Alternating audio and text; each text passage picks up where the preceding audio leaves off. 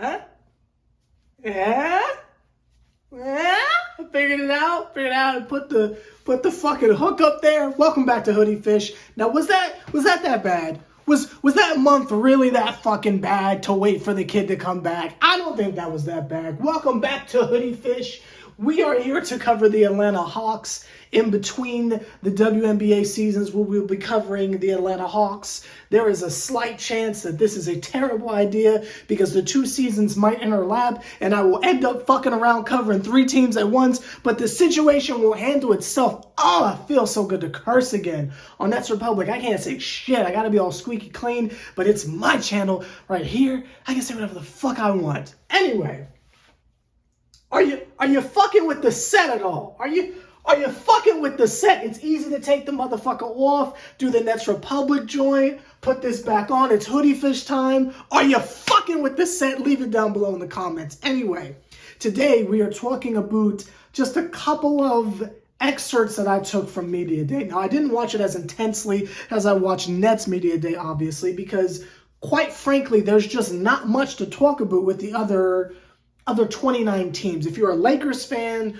or if you're a Nets fan, there's something to talk about every single day. With the Hawks, they don't really do shit.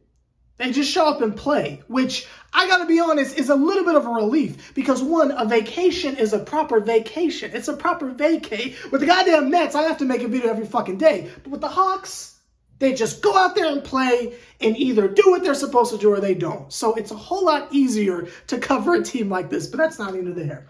You see the title of the video. Trae Young has said that he believes that the Atlanta Hawks are capable of winning a championship this year.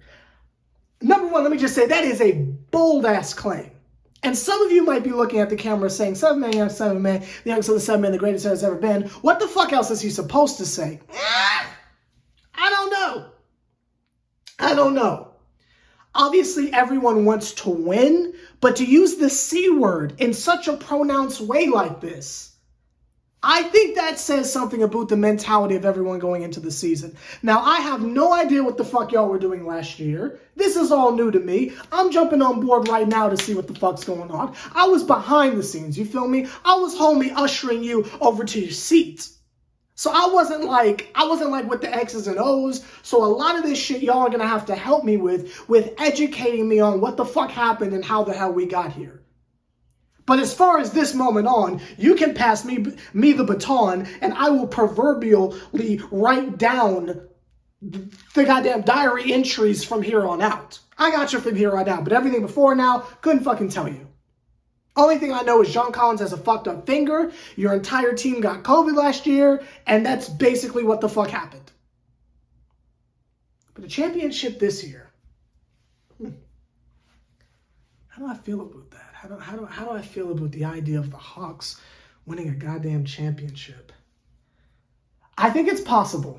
I think the Eastern Conference is littered with a lot, and when we have these conversations of who's going to win it all and who's not, I factor in the conference you're in, not so much the entire league. Because it's like, yeah, there's great teams out west, but when you're in the Eastern Conference, you don't need to worry about them niggas. We play them twice a year. We don't need to worry about them. We don't have to go through Ja Morant and them. Like, we don't have to go through the Warriors. We will meet whoever gets out of that clusterfuck at the very end in the finals. So that's not something I factor into these conversations, quite personally.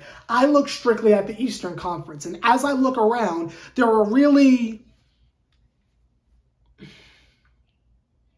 there's a handful of teams that I say we legitimately need to be worried about. Number one, I'd say the Miami Heat, just because their general core has been together for a very long time now. So I'd say that's something worth keeping your eye on. We got to get past the Bucks. That's a core that's been around basically for a long amount of time. Not much change there. You got to keep an eye out for them niggas. You got to worry about the Celtics. The Celtics just kind of pulled a Heat and showed everyone that they're nothing to fuck with. If niggas want to take them lightly, they're nothing to fuck with. That's 3 right there. Then you got to worry about fucking Philly. Philly is basically the same goddamn team, and now Harden's in shape again. So that's 4. Then, to that group of individuals where the core is the same and they're legitimate contenders, you add the Hawks. So that's where we fit in with that shit. So there's about 5 teams right there that are going to be going like this. I understand that the Pacers are exactly the same. Fuck y'all. No one's scared. I understand the Raptors are the same general core. Fuck y'all. No one's scared. Y'all are cannon fodder for the first round. Y'all are the buffer. Y'all are the fucking filler to get us to the second round. We just need 8 teams. And even though I am dressed head to toe in my Nets regalia, I have to put the Nets in the same conversation because the core is not the same. That's a new brand. That's a brand spanking new goddamn team that's got to figure their shit out. The Hawks are not in that conversation, though. The only new piece that's a major new piece that's added is DeJounte Murray. But everyone else is the goddamn same. I mean, who do we lose? Like Red Velvet? Like, you feel me? Like, are we crying over that exactly? The team is basically the goddamn same. You just added a borderline all-star. And again, he was in the West. You put that nigga in the East. Ah, shit, I forgot about the Cavaliers. Fuck, I forgot about the Cavaliers. Okay, add the Cavaliers on there too. But the Cavaliers are a lot like us. The Cavaliers are a lot like the Hawks, where you've got this general core, but you just added an all-star. And there's a certain, you feel me? I don't know what this is, but there's like a certain tier, that certain second tier that I put the Hawks and the Cavs on before you get to the other niggas. You got that top 4 of Miami, the Celtics, the 76ers, and the Bucks, right? That's that top tier 4 because they've got chemistry on their side. But then you've got that next little tier right under. That's where the Hawks and the Cavs sit. Where you've got a good-ass fucking team, but you just added an all-star. But I gotta put the Hawks a tier above them niggas in Cleveland. Not just because fuck Cleveland, of the words of Joakim Noah, who the fuck is excited about going to Cleveland? Fuck Cleveland. But from the standpoint of, they may have added an all-star, but nigga, we got Trae. Nigga, we got Trae. Motherfuckers just be forgetting. Oh, how's it gonna work? How's it gonna work? We gotta see it on paper. We gotta see it, but nigga, we got Trae. And what has everyone been saying? The Hawks are great, but you got that heliocentric offense where it's just fucking Trae, and it's like, maybe a nigga's gonna help, maybe? We got someone to fucking step it up this year. And granted, he plays the point position. We've heard on multiple occasions that Trae is perfectly fine getting the assist. And I think, honestly, the two of them can both play off ball, if you will. We're going into several different tangents here. I'm supposed to just be focused on the championship, but it's hard not to get excited about this shit because then niggas can play off of each other. If you got DeJounte Murray coming down, I mean, like, this nigga's like driving in the paint, swerving and derving and shit like that. As soon as the defense collapses, kick that shit back to Trae. You gonna leave Trae open?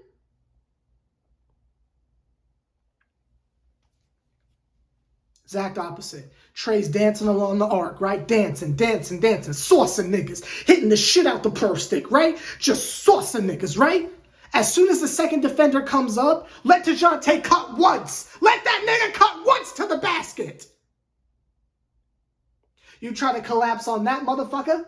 Nigga, that's already 3 individuals worried about 2 people. Lob to Collins. Try to box that nigga out. You still got Clint Capella's big ass down there waiting. Then you got fucking DJ waiting for 3 in the corner. Niggas need to be afraid of Atlanta. To get to the point of the video, what do I think of Trae Young saying that the Hawks can win a championship? Nigga, they probably will. And a lot of people got Atlanta fucked up because the biggest fear of the league happened. Granted, everyone was distracted by Kevin Durant and all that shit, but niggas, like, don't let that shit distract you from the fact that this nigga right here got help. Don't let Brooklyn's bullshit distract you from the fact that this nigga right here got help. I think Trae is absolutely right. I think the niggas is capable of it. And as long as shit doesn't go left between those two stars, which I don't see that happening. I don't fucking see it happening. Niggas is in trouble. Might take a week or two, might take a game or two, but once them motherfuckers get that shit down, this nigga has help now. You motherfuckers better watch out. You motherfuckers better watch out. That's all I'm going to say to that. Let me know your thoughts on Trae Young's comments down below in the comments. Be sure to subscribe to the channel because now this is a year-long Atlanta sports coverage channel. So just finished covering the Dream. We are now covering the Atlanta Hawks. Stay tuned. I will be back sometime this week to discuss some other things. I don't really know how to schedule this because I'm covering the Nets at the same time, so I don't know how to schedule this. But do believe that once the preseason starts, we will be back with regular content. Just giving you a little something to wet your whistle for next week because we get into it next week. So how the fuck this is going to work, when the fuck I'm going to sleep, I don't know, but we will get to it. And I will see y'all motherfuckers then. In fact, one more quick thing, just in case you made it this far in the video. The priority because of compensation is the Nets. So the Nets video comes out like as soon as the game's over. And then in the morning, I'll give you the Hawks video. So basically they play on the same night every goddamn night. So it's like once the game is over, come back to Hoodie Fish in the morning and I'll have the video out. You feel me? Because I got to do the Nets first. But that's not here or there. And obviously the games where they play each other, you know, we can do like a collab between the two channels. But that's not here or there. Anyway, just telling you, I'm fucking excited. I've been waiting on this shit. I've been waiting to hang this motherfucker here all fucking summer. I'm so ready for this shit. So make sure you subscribe because we are in for a long ass season. And I am ready for every single one of the moments that we go through. The good, the bad, and the ugly. And John Collins for president.